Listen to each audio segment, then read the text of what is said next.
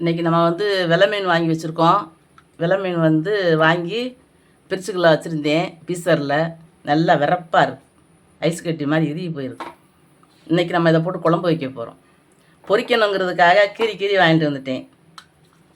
இப்போ நான் குழம்பா வைக்கிறதுனால ஒன்றும் தப்பு இல்லை, ஏன்னா நல்லா மசாலா ஒட்டிக்கிறோம். பொரிக்கிறதுக்குன்னா இப்படி நம்ம நீளமாக கீறி வாங்கிட்டு வருவோம், அப்போ தான் மசாலா ஒட்டுமுன்னு. நான் பொரிக்காமல் இன்றைக்கி குழம்பு வைக்கிறதுனால அப்படியே போட்டு முழு மீனாக போட்டு குழம்பு வைக்க போகிறேன். இன்றைக்கி வெலை மீன் குழம்பு. நம்ம எண்ணெய் ஊற்றி வச்சுருக்கோம், கொஞ்சம் கடுகு போட்டுக்கோம், வெந்தயம் போட்டு. எப்பயுமே நம்ம மீன் குழம்புன்னா வெந்தயம் போட்டால் நல்லா வாசமாக இருக்கும்.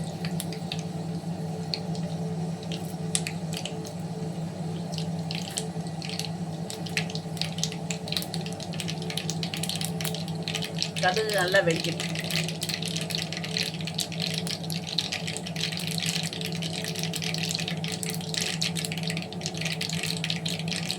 கடுகு நல்லா வெடிச்சிருச்சு. இப்போ நம்ம வெங்காயமும் கருவேப்பிலையும் போடுறோம்.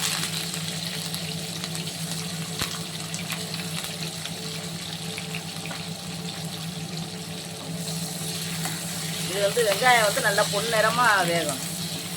மீன் குழம்புக்கு தாளிக்கிறதுக்கு பொன்னிறமாக வந்துச்சுன்னா மீன் குழம்பு நல்ல மணமாக இருக்கும்.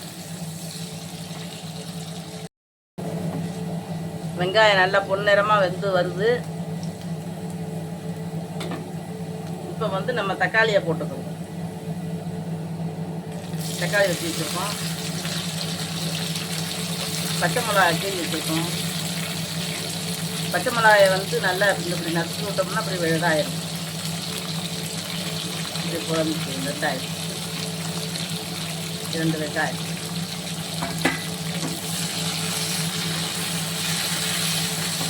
இது எல்லாமே நல்லா வேகணும்னு தேவையில்லை, நம்ம குழம்புல போடுறது தான்.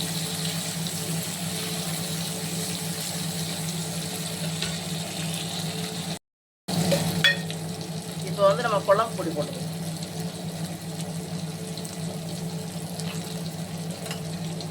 நம்ம குழம்பு பொடி ரொம்ப காரமான பொடி. அது புளி அரைச்சி வச்சுருக்கோம், புளியை ஊற்றிக்கணும். ஏன்னா நம்ம குழம்பு பொடியை போட்ட செகண்டுக்குள்ளே நம்ம தண்ணி ஊற்றிடணும், ஏன்னா பொடி கருகிடும். அப்போ நம்ம குழம்பு கரையேறும் போயிடும். இப்போ நம்ம தேங்காய் அரைச்சி வச்சுருக்கோம், தேங்காயை ஊற்றிக்கணும்.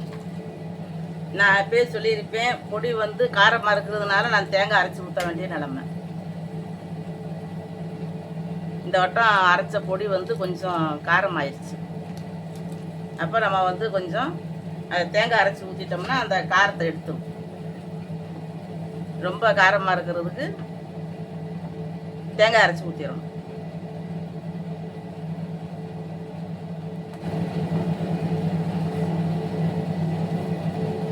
கொஞ்சம் குழம்புக்கு உப்பு போட்டுக்கணும். இது நல்லா கொதிச்சு வரட்டும்.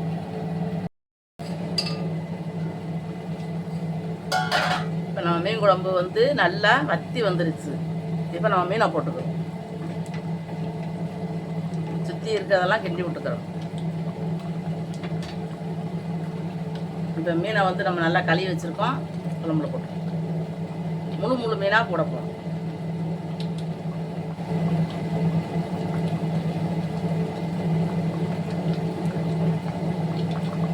நல்லா எடுத்து வச்சு சாப்பிட்றதுக்கு நல்லா இருக்கும்.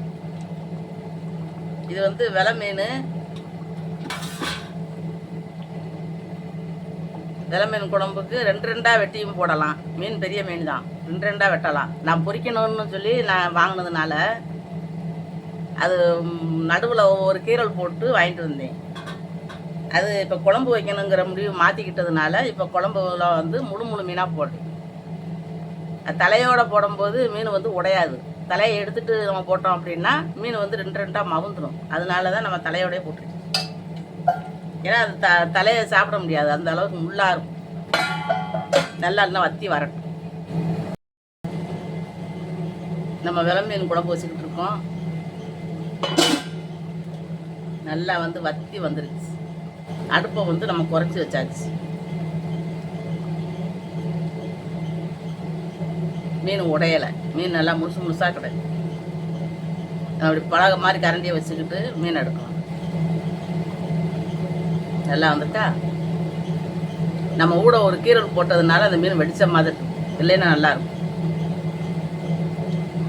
நல்லா மசாலா எல்லாமே நல்லாவே அந்த மீனில் ஒட்டி இருக்கும்.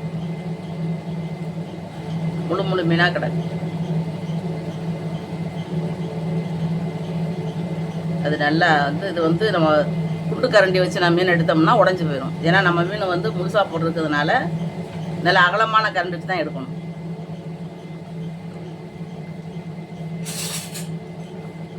இந்த மாதிரி குண்டு கரண்டி வச்சு இப்படி நம்ம மீனை எடுத்தோம்னா உடஞ்சி போயிடும். இது குழம்பு ஊற்றுறதுக்கு மட்டும் இந்த கரண்டியை வச்சுக்கிறோம். குழம்பு நல்லா திக்காக இருக்கு.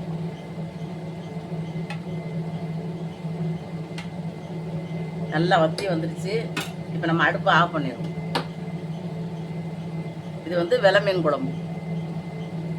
நல்லா 2 நேரம் 3 நேரத்துக்கு சரியாக வரும். இட்லி தோசைக்கெல்லாம் ரொம்ப நல்லாயிருக்கும். குழம்பு நல்லா ஆறுனதுக்கப்புறம் நம்ம நல்லா இட்லி அவிச்சு இந்த குழம்பை ஊற்றி சாப்பிட்டோம்னா ரொம்ப சூப்பராக இருக்கும். மீன் குழம்பு நல்லா ஆறத்தான் நல்லாயிருக்கும். மறுநாளைக்கு இதை விட நல்லாயிருக்கும். ரொம்ப டேஸ்ட்டாக இருக்கும். உப்பு, உரப்பு, புளிப்பு எல்லோரும் போட்டிருக்கோம்ல, ரொம்ப நல்லாயிருக்கும். இதில் பொடி கொஞ்சம் உரப்பாயிருச்சு. அதனால தான் தேங்காய் அரைச்சி ஊற்ற வேண்டியிருக்கும்.